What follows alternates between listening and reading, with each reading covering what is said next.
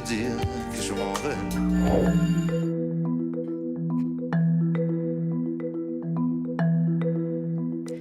French pop icon Serge Gainsbourg honoured with a museum, a French animated short gets a nod for the Oscars, and the Palace of Versailles becomes a gilded studio for musical recordings. That's all coming up in today's show. While dancing, marching and singing for their right to work, artists, musicians and actors were out in force in Paris on Thursday in a protest that marks a year since many of them have been able to work. Calling for an end to closures in the cultural sector, they're railing against the fact that museums, theatres and cinemas are still shuttered, putting hundreds of thousands of jobs on the line.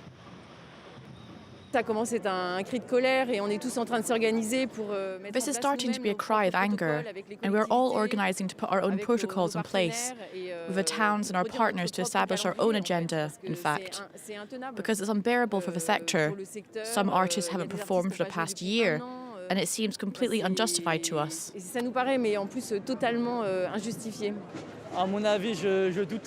I have serious doubts about a reopening of theaters in April. I'm like everyone else. We don't know what to do. We are waiting. I don't believe in it. It's been a year. We're forever waiting. We're exhausted now. I made this banner which reads, "This is not a theatre," because today the solution by the Culture Ministry is video recordings. So we adapt. We publish on social media, digital platforms, Culture Box. But what we want is live shows, to welcome the public in venues, for the public to witness a theatrical experience. That's what live performances are for, to be together. Indeed, after that demonstration, a few dozen protesters made their way to the Théâtre de l'Odéon, where they spent all of Thursday night with police standing guard outside the building. On Friday morning, they announced they want an official meeting with the National Council for the Performing Arts, calling for Culture Minister Roselyne Bachelot and Prime Minister Jean Castex to be present at those talks. Well, it's been 30 years since he died, but Serge Gainsbourg remains an icon here in France. Now, the first museum dedicated to the singer-songwriter is slated to open in Paris later this year. It's to be based at his much-visited former home in the Saint-Germain neighbourhood, already a place of pilgrimage for the many fans of an artist who transcended simple pop pigeonholing. Claire Rush has this report. Je suis venu te dire que je m'en vais. 3 decades after his passing, his legacy in France is still very much alive. Covered in art and tributes to one of France's most revered musicians, Serge Gainsbourg's Paris apartment in the 6th arrondissement is set to become a museum, a project spearheaded by his daughter, Charlotte. Charlotte Gainsbourg, elle a voulu laisser la maison comme elle est, comme son père l'a laissé à sa mort, donc avec toutes les conserves, etc., même son frigo qui est resté comme à l'époque. Et enfin, je trouve ça passionnant qu'elle n'en ait rien fait. Known for his blending of musical genres, Gainsbourg sought to weave together the old with the new, sampling classical composers such as Beethoven and Chopin to make a distinctly modern work. Gainsbourg avait une vénération pour la musique classique, pour les grands compositeurs, et il leur rend hommage dans une petite douzaine de chansons, Initial Bébé, bien sûr.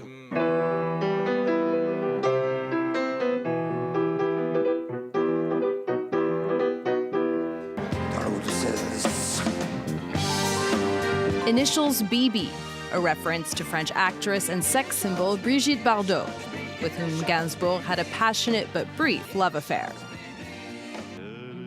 Gainsbourg was also known for infusing his lyrics with poetry, borrowing from some of France's most renowned writers, such as Jacques Prévert and Paul Verlaine.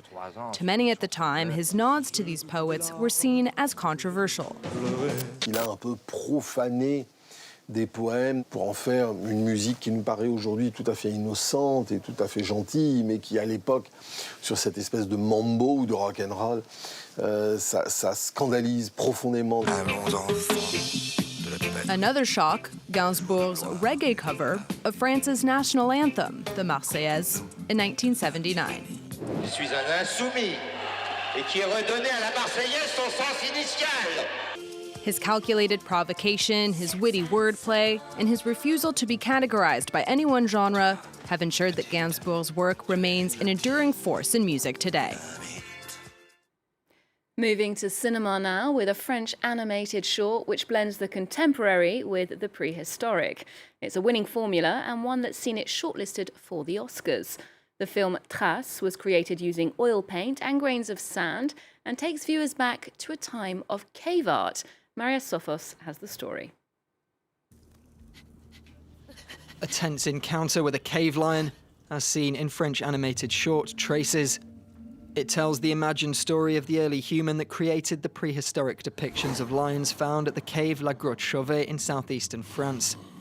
It's some of the world's most significant and best preserved cave art. Sophie Travers-Massien was left moved by the paintings, inspiring her to write the film. Je ne sais pas pourquoi je me suis mise à pleurer moi toute seule au fond de mon amphi, parce que j'ai cru que ces lionnes préhistoriques de ces vieilles lionnes de 36 000 ans étaient en train de pleurer. La puissance mystérieuse de cette image, c'est vraiment ça qui m'a donné envie de raconter l'histoire de l'artiste qui l'avait peint.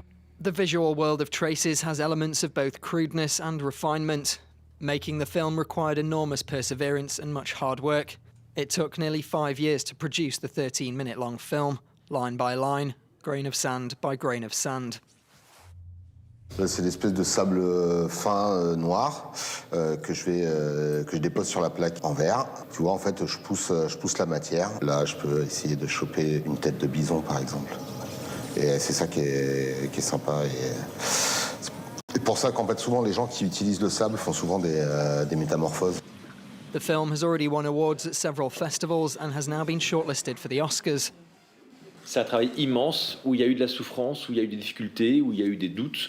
Donc évidemment, il y a une reconnaissance par la profession de l'animation, puisque les Oscars, c'est la profession mondiale de l'animation. Évidemment que c'est une récompense extraordinaire pour tous les efforts qui ont été fournis. The Oscar Academy will announce the 5 short animation nominees on the 15th of March. Now, back in its heyday, the Chateau of Versailles was a place of royal banquets and lavish receptions, with musicians bringing those events to life. More than 200 years on, the palace is practically silent. It's currently closed to the public due to the pandemic. But that doesn't mean its gilded salons aren't being put to good use. These days, the former home of Louis XVI is filled with the sounds of classical music's finest compositions in what is perhaps the world's most opulent recording studio. Brian Quinn has more.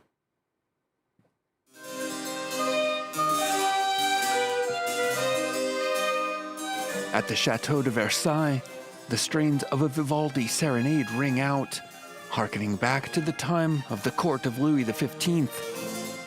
On the stage of the Royal Opera, a chamber orchestra is warming up. Thank you, that was very good. One more time. For months, they've been unable to give concerts due to the pandemic. Any chance to get back on stage is welcome. These 3 weeks with the orchestra have been wonderful. We're lucky to be able to play together. Many other musicians can't. They're stuck at home. To be here, to be able to work, to record, to make music. I feel like a real person again. Breathe. They're practicing for a recording session, one of the few current sources of income for these freelancers. A lot of planned concerts got changed into recordings. Thank goodness for that. Getting back to work, even under these conditions, from a financial point of view, it saved us. It's helped a lot during this period. Behind the project, the hall's director.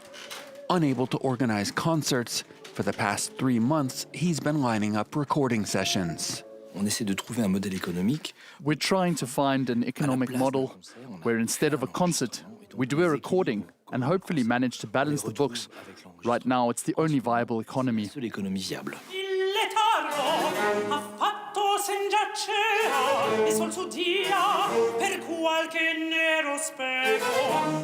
The Royal Opera was built at the end of the 18th century. Moldings, gilding, paintings, its splendor continues to dazzle. I've been singing here for 10 years, but each time I discover new configurations, new acoustics, things I never noticed in a decor. You never get blasé about coming to Versailles. That exceptional decor takes on a particular importance for this repertoire. You really have to build the timbres, the articulations. Doing this at Versailles is exactly what's necessary to reconstruct the imagination of Vivaldi. A worthy endeavor. The musicians, however, still impatiently awaiting the day when the hall's seats are no longer empty. It's the fourth time that Fashion Week's rolled around here in Paris since the coronavirus pandemic started. And if there's one trend that has prevailed, it's a fragmented and slightly chaotic approach to the whole business of seasonal shows. Many of the heritage brands opted not to present their collections, neither online nor in person, while students and young designers stuck to the virtual space as a showcase for their creations. Instead of sending models down the catwalk, Christian Dior and Louis Vuitton are launching video broadcasts, embracing a different way of reaching their audience. Well, here's more from designer Christelle Cocher on how she's adapting to these unprecedented times. The pandemic affects everyone, and fashion in particular, and independent brands even more. But it's also a moment of questioning, a moment where we took the time to focus on the basics, on the heart of a collection, to simplify, to optimize processes, to be even more virtuous in the way we produce. And we'll wrap up the show with some of those looks, this time at a pop-up drive-in here in Paris, where the models strutted their stuff among the parked cars. Take a look. Otherwise, do remember to check out our website for more arts and culture, and our social media feeds too. There's more news coming up on France 24 just after this.